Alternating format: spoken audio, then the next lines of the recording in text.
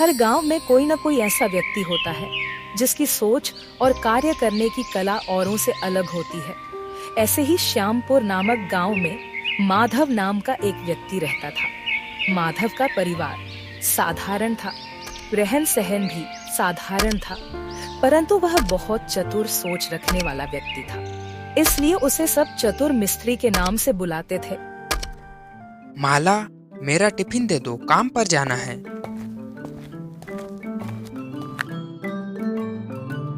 आज मधुवन सेठ के यहाँ काम पर जाना है, मैं चलता हूँ। माधव अपना औजार लेकर काम करने चला जाता है।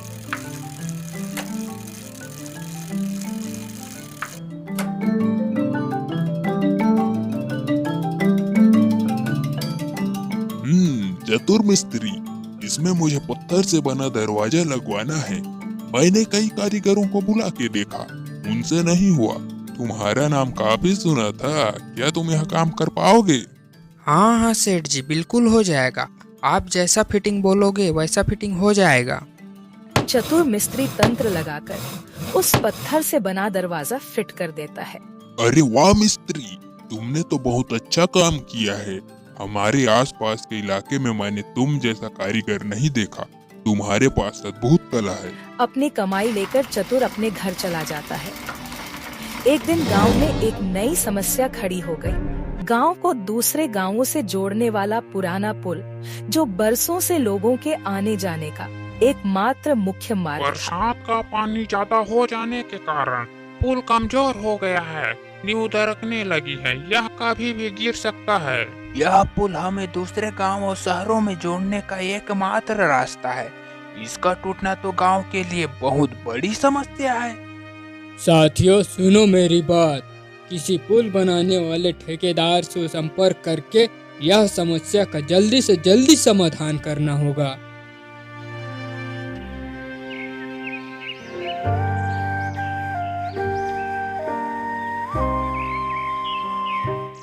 इसमें तो काफी समय लग जाएगा। पानी बहुत ज्यादा होने की वजह से समय तो ज्यादा ही लगेगा।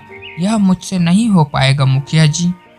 गांव के लोगों ने कुछ ठेकेदारों से संपर्क किया, लेकिन सब यह कहकर लौट गए कि मरम्मत के लिए बड़े संसाधन और काफी समय लगेगा। कोई ठेकेदार पुल को बनाने के लिए तैयार नहीं है।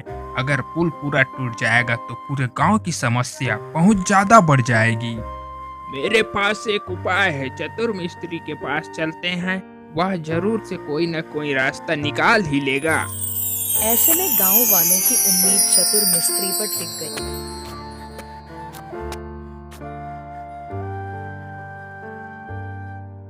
इस घटना के बारे में चतुर मिस्त्री को बताया जाता है। पुल को फिर से चलने लायक बनाने का कोई रास्ता निकालो चतुर। गांव वालों की उम्मीद अब तुम पर ही टिकी है। अगले दिन जब गांव वाले और चतुर मिस्त्री मिलकर पुल का निरीक्षण कर रहे होते हैं, तो चतुर ने देखा कि पुल में लगे पत्थर पानी की मार से बुरी तरह से हिल चुके थे। लेकिन वह हार मानने की वजह अनोखा समाधान निकालता है।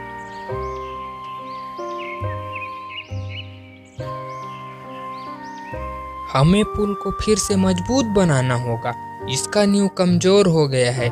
इसके लिए हम आसपास की मिट्टी और बड़े पत्थरों का इस्तेमाल करेंगे। हमें बिना समय गवाए ही काम शुरू करना होगा। और सभी गांव वाले इस कार्य के लिए चतुर की मदद करेंगे। हम सब की मदद से ही यह कार्य संभव हो सकता है। अगले दिन सभी गांव वाले मिलकर आसपास की मिट्टी और पत्थर इकट्ठा करने लगे। चतुर सूझबूझ से पत्थरों को जोड़ता था। अब पानी का बहाव कम हुआ और नींव को भी मजबूती मिल रही थी। चतुर पत्थरों को ऐसे तरकीब से लगाया कि भविष्य में अगर पानी का बहाव बढ़ भी जाए तो नींव कमजोर न हो पाए। इसके अलावा पुल पर सपोर्ट सिस्टम भी बना दिया। अब पुल नहीं गिर सकता था। कुछ दिनों में चतुर और गांव वालों की मेहनत रंग लाई। साथियों, पुल फिर से चलने लायक बन गया है। चतुर ने बिना किसी बड़े उपकरण और ना ही किसी ज्यादा खर्चे के अपने चतुराई से ही गांव की समस्या का समाधान निकाल दिया है। उसके बाद गांव वालों ने चतुर मिस्त्री को धन्यवाद किया। आज उसकी चतुराई से गांव की समस्या हल हो गई। फिर क्या था, ऐसे कार्य करते करते माधव चतुर मिस्त्री के नाम से आसपास के गांव में मशहूर हो गया।